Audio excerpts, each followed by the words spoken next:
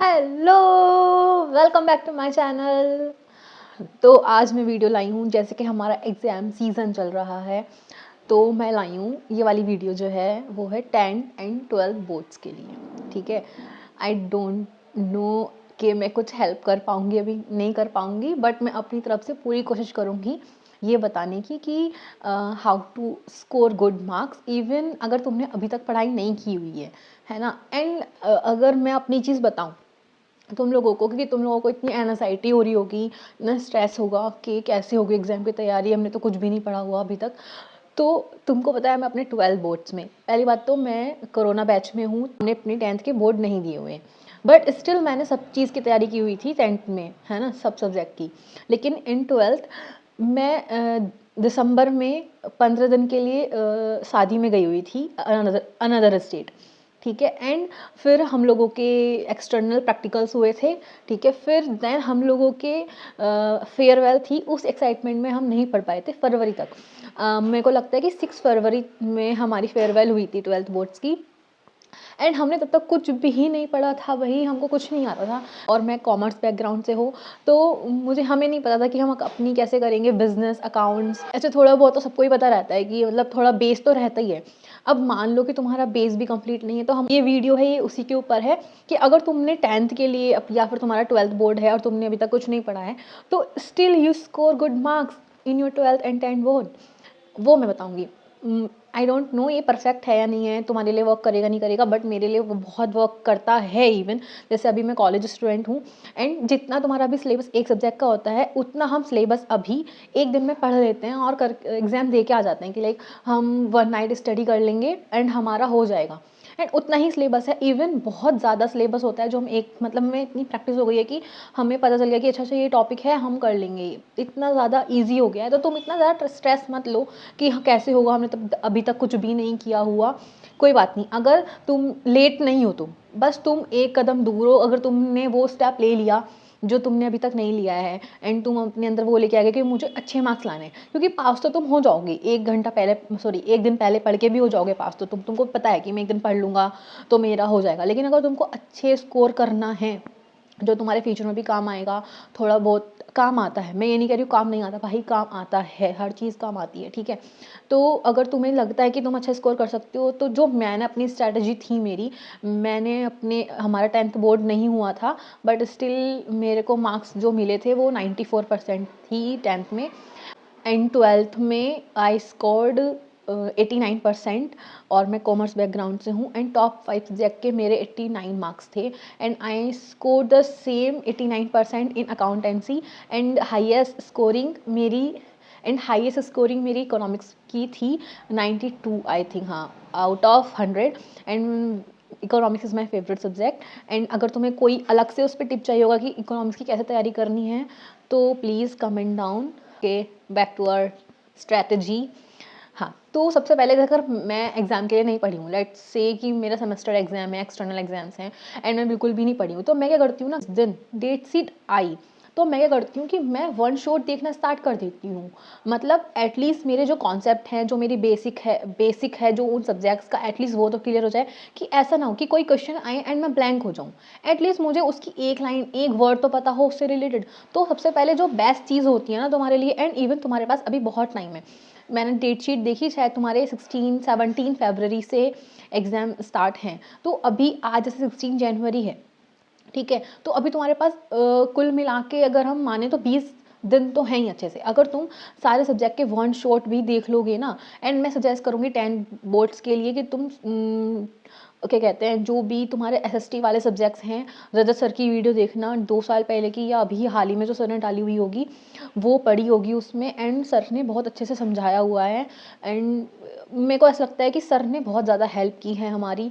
तो मैं ये बता रही हूँ कि तुम पहले अपने वन शॉट क्लियर कर लो पहले सारे, कि तुम्हें कॉन्सेप्ट तो पता हो एटलीस्ट। ठीक है, अब तुम्हें हर सब्जेक्ट के बीच में ब्रेक मिलता है, तो तुम उसमें क्या करो, PYQs कर लो। अगर तुम्हारे पास PYQs हैं, तुमने बुक्स ली हुई हैं ओसवाल की या फिर जो भी बुक्स होती हैं अरिहंत वगैरह, PYQs मैंने जो लिए थे, शायद मैंने ओसवाल का लिया था और अरिहंत का लिया था। ठीक है, तो मैंने ना जो ब्रेक्स थे जो हमें ब्रेक मिले हुए थे, मैंने उसमें क्या किया था, मैंने अपने PYQs किए थे बुक से, ठीक है। और जो पहले की जो पहले तो मतलब तुम जनवरी से तुम्हारी छुट्टियाँ ही हो जाती हैं, दिसंबर से तुम्हारे एक्सटर्नल हो जाते हैं, तो तुम अपने वन शॉट कंप्लीट करो, वन शॉट हो गए। अब तुम्हें एटलीस्ट ये पता है कि इसमें क्या कॉन्सेप्ट है, क्या मुझे इसमें डीपली पढ़ना है। तुम्हारा एक तरफ से माइंड क्लियर हो गया कि अगर मैंने पढ़ा नहीं कुछ भी, तो एटलीस्ट मैंने वन शॉट तो देखे हुए हैं पहले से, क्योंकि तुम्हें स्कोर अच्छा करना है, ठीक है।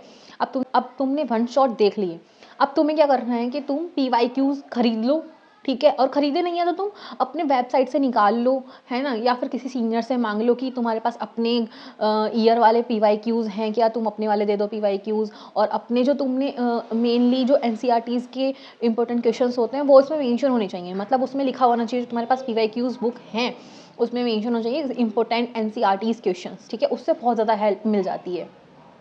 और बाकी हमारे अब हो गए PYQs जो हमें ब्रेक मिलेगा उनमें, ठीक है, हमें उसमें वो करना है। तुम्हारा एकदम ऐसे हो जाएगा कि तुम इवन मेरे हिसाब से 80 प्लस तो स्कोर कर ही लोगे अगर तुमने PYQs कर लिए वन शॉट देखने के बाद, ठीक है। अभी मैंने लिखा हुआ था कि मैं क्या क्या बताने वाली हूँ अपनी, ठीक है। PYQs in break and NCERT question का बहुत ध्यान रखना। अगर मैथ्स में तुम्हें पता है कि ये क्वेश्चन रिपीट हो रहे हैं। अब देखो जब मेरा टाइम था 10th एंड 12th बोर्ड में, मेरे को बिल्कुल भी आइडिया नहीं था कि ChatGPT कैसे यूज़ करते हैं, ChatGPT कोई चीज़ है भी, एग्जिस्ट भी करती है नहीं करती। लेकिन अभी हमें पता है, अभी हम बहुत हेल्प लेते हैं ChatGPT की। मैं क्या करती हूँ, जैसे कि मेरा सेमेस्टर है, एग्ज़ाम है मेरा सेमेस्टर का, ठीक है। तो अगर मुझे पता है मेरे पास 4 PYQs हैं अपने, तो मैं उनको ChatGPT पे डालूंगी एंड मैं बोलूँगी इसमें से मेरे को important questions and repeated questions बता दो कौन कौन से हैं। अब मुझे पता चल गए हैं कि अगर कोई चीज़ रिपीट हुई है और या फिर कोई चीज़ इंपॉर्टेंट है, तो मैं उसको हाईलाइट कर लूँगी कि ये तो मुझे करके ज़रूर जाना ही जाना है। हाँ, तो तुम्हारे पास इतना अच्छा एक AI टूल है जिसको तुम यूज़ कर सकते हो अपने समझने के लिए चीज़ें। अगर तुम्हें कुछ भी माइनर चीज़ें भी समझ में नहीं आ रही हैं, ChatGPT से पूछो मुझे इतना तक भी समझ में नहीं आ रहा है भाई, उसकी ABCD निकाल डालो कि ये समझ में नहीं आ रहा, ये पूछो। हाँ, तो तुम्हारा अगर कोई क्वेश्चन आया है एक्सप्लेन या डिस्क्राइब वाला, ठीक है, तो तुम्हें क्या करना है। अब तुम्हें पता है कि इसमें अगर ये तो लॉन्ग क्वेश्चन ही है, ठीक है। अब मेरे को इसमें लेंदी तो बनाना पड़ेगा, लॉन्ग क्वेश्चन है, 5 मार्क्स का क्वेश्चन होता है, शायद 6 मार्क्स का होता है, पता नहीं जितने मार्क्स का भी होता है, उसमें अच्छे से स्कोर करना ही है। एटलीस्ट मेरे को इसमें 5 मार्क्स का क्वेश्चन है, 4.5 मार्क्स मिले या 4 मार्क्स मिले, ठीक है। तो हमें पता है कि क्वालिटी मैटर करती है, बट हमें तो अगर तुम्हारा एक्सप्लेन मैनेजमेंट आया है तो तुम डेफिनेशन लिखी, तुमने डेफिनेशन भी पॉइंट्स में लिखनी है, हर चीज़ पॉइंट्स में लेके चलोगे, क्रक्स में लेके चलोगे, बहुत अच्छा होगा, प्रेजेंटेटिव दिखाई दोगे। अगर टीचर को लगा कि भाई इसने हर चीज़ पॉइंट में लिखा है, इसको आता है, बस तुम एक बार लग गए टीचर को किसको आता है, तुम्हारी नोटबुक बहुत स्मूथली चेक हो जाएगी। तो be presentative in your board exam notebook. तो अगर तुमने लिखा मैनेजमेंट, बड़ा बड़ा हेडिंग में लिख दिया मैनेजमेंट का क्वेश्चन आया है, फिर डेफिनेशन लिख दी, इवन इन पॉइंट्स में लिखो डेफिनेशन, एरो बना दो, पॉइंट लिख दो वहीं वहाँ पर 1 पॉइंट ऐसे करके डेफिनेशन लिखी। सेकंड, अगर तुम्हें लग रहा है कि इसका कोई सेकंड पॉइंट भी बन सकता है कि लाइक मैनेजमेंट हैज़ 5 स्टेप्स, तो उसके स्टेप्स बताओ, फिर उसमें भी उनको 2 लाइन में एक्सप्लेन कर दो, एक पेज हमारा इसी से भर जाएगा। इवन फिर नेक्स्ट पेज पे आ जाओ अपना, फिर उसमें बेनिफिट्स बता दो, फिर नेक्स्ट, और बेनिफिट्स कैसे बताने हैं, 1 लिखा, उस हर चीज़ बुलेट पॉइंट में करनी है। 1 लिखा, 2 लाइन छोड़ी, 2 लाइन छोड़ी, 3, फिर उसको बुलेट पॉइंट बनाया, इसमें कुछ भी लिख दिया कि क्या उसके बेनिफिट्स होते हैं, कि वो हमको लॉन्ग टर्म में वो काम आता है, ये सब चीज़ें हमने लिखी। उसमें भी 2 लाइन लिख दी, उसके अंदर फिर दूसरा लिखा, उसमें लिखा छोटा कोई 2 वर्ड का हेडिंग बनाई, उसमें उसको एक्सप्लेन कर दिया कैसे हेल्प करता है। बेनिफिट्स हो गए हमारे। नेक्स्ट पेज पे आ जाओ, क्रिटिसाइज कर दो उसको, लिमिटेशन बता दो उसकी, ऑब्जेक्टिव्स बता दो। नेक्स्ट पेज पे कैरेक्टरिस्टिक्स बता दो। तुम ऐसे क्वालिटी भी मैटर हो सकती है एंड क्वांटिटी भी मैटर हो सकती है, तो तुम दोनों चीज़ पे ध्यान दो और अपना टाइम मैनेजमेंट लेके चलो, क्यों इससे मुझे नहीं लगता तुम्हारा कहीं से कहीं तक भी 10 मिनट से ज़्यादा इसमें तुम्हारा टाइम जाएगा, ठीक है। अगर तुम ऐसे लेके चल रहे हो, पॉइंट्स टू पॉइंट्स लेके चल रहे हो ना, और तुम, मुझे लगता है कि पैराग्राफ में हमारा ज़्यादा टाइम जाता है इवन पॉइंट्स में। तुम्हें पता चल गया कि मैंने लिखा है यहाँ पे कि लेंथी टाइम लगता है। अब बता दो लेंथी टाइम कैसे लगता है, कि भाई एकदम लॉन्ग प्रोसेस है, इसमें ये करना पड़ता है इसलिए लेंथी प्रोसेस है, बस इतना लिखा, काम खत्म। तुमने एक बार पॉइंट लिख दिए, टीचर तुम्हारा बस पॉइंट देखेगा, मुझे नहीं लगता अंदर का वो कंटेंट देखेगा। तुम्हें पॉइंट पता होने चाहिए, इसमें ये पॉइंट हैं, तो जितनी तुम चीज़ें पॉइंट में लिखोगे, बुलेट पॉइंट्स में लिखोगे, तुम्हारे लिए ही हेल्पफुल होगी, तुम्हारी नोटबुक उतनी ही चमकेगी। हार्ड वर्क मत करो, स्मार्ट वर्क लेके चलो, ज़्यादा पढ़ना नहीं पड़ेगा। अगर तुमने अपने हिसाब से गिनी चुनी चीज़ें की ना, तुम बहुत अच्छे से प्रेजेंटेबल हो सकते हो अपने बोर्ड एग्जाम की नोटबुक में, ठीक है। और बाकी अकाउंटेंसी में तुम्हें लग रहा है कि मुझे ये क्वेश्चन नहीं आता, हाँ, एक तो पहली बात हर फ़ॉर्मूला याद करके जाना है, फ़ॉर्मूले और फ़ॉर्मेट याद करके जाना है। पता है कि लॉन्ग क्वेश्चन में फ़ॉर्मेट वाले क्वेश्चन आएँगे ही आएँगे, कैश फ्लो स्टेटमेंट आएगा ही आएगा। उसका फ़ॉर्मेट लर्न करके जाओ, AS 13 के हिसाब से शायद से। जो भी है, ठीक है।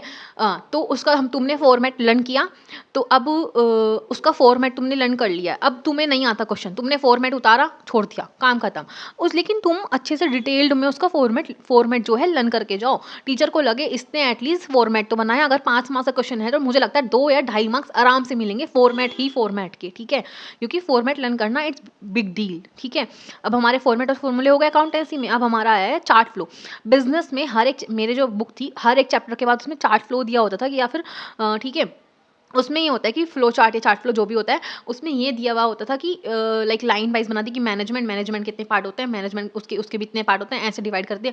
लाइन टू लाइन जो बनता है उसको हम चार्ट फ्लो बोलते हैं एंड फ्लो चार्ट बोलते हैं। एंड तुम अगर ये भी तुम्हें कोई क्वेश्चन नहीं आ रहा है बिजनेस में, लॉन्ग है नहीं आ रहा, तो भाई तुम चार्ट फ्लो बना के आ जाओ। अपना है कि इसमें क्या आ सकता है, लाइक मान लो लॉन्ग क्वेश्चन है और तुम्हारा केस स्टडी आए हैं और उसमें पूछा कि इसमें प्लानिंग हुई है, कंट्रोलिंग हुई है, ऑब्जेक्टिव हुई है, डायरेक्टिंग हुई है, जो भी हुआ है, तो तुम उसमें सिर्फ ये लिख के आओ कि इसमें ये हुआ है और वो लाइन लिख के आ जाओ कि इस लाइन से हमें ये पता चला कि इसमें ये चीज़ हुई है।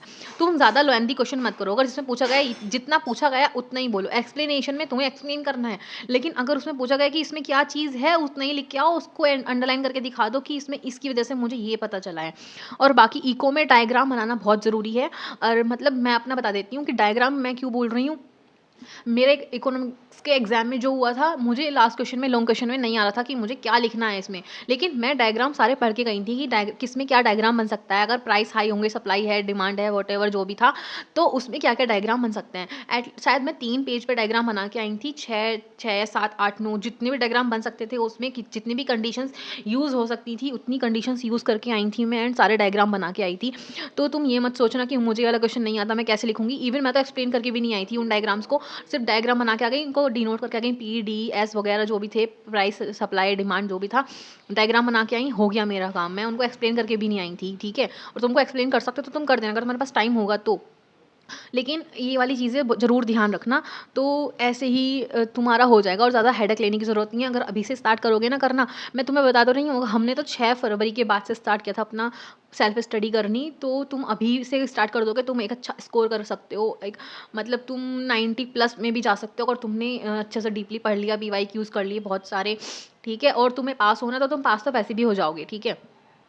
तो सबको all the best to the all board students, जो भी जिनका भी एग्ज़ाम है, ICSE स्टूडेंट्स जो भी जिनके भी एग्ज़ाम्स, सबको ऑल द बेस्ट, एंड सब अच्छे से स्कोर कर लेंगे। एंड जिनको भी क्वेरी हो कमेंट में बता देना, उसको हम क्लियर कर देंगे।